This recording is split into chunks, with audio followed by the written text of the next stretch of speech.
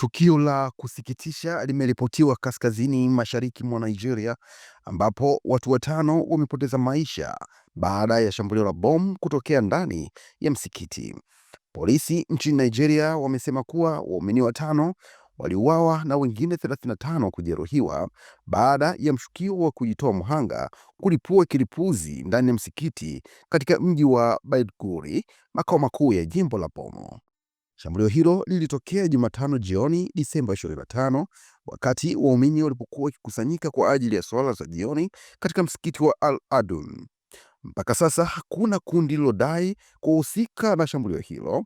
Tukio hilo linatokea wakati hali ya usalama ikiendelea kuwa tete kaskazini mashariki mwa Nigeria, eneo ambalo limekuwa likikumbwa na mashambulizi ya waasi wa Kiislamu wa Boko Haram pamoja na kundi la ISWAP kwa zaidi ya miaka 15 sasa.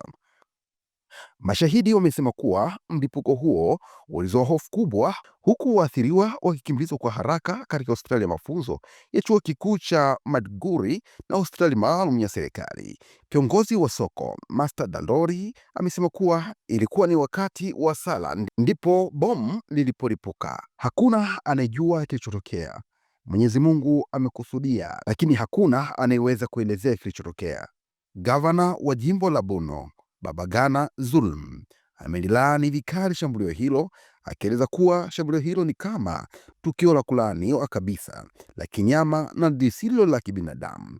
Katika taarifa yake, gavana huyo aliwahimiza wananchi kuwa waangalifu zaidi katika maeneo ya ibada na maeneo ya umma, hasa katika kipindi hiki cha sherehe. Polisi wamethibitisha idadi waliofariki na waliojeruhiwa, wakisema kuwa timu za wataalamu wa kutegua mabomu EOD zimezingira eneo hilo.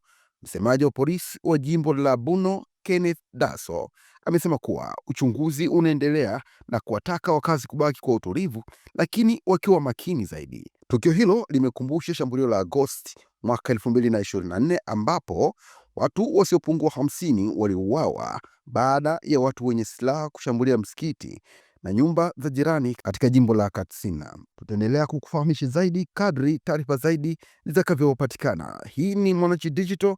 Endelea kufuatilia kupitia platform zetu mbalimbali ili uweze kufahamu mengi yanayojiri ndani lakini pia nje ya mipaka Tanzania. Tafadhali baki nasi.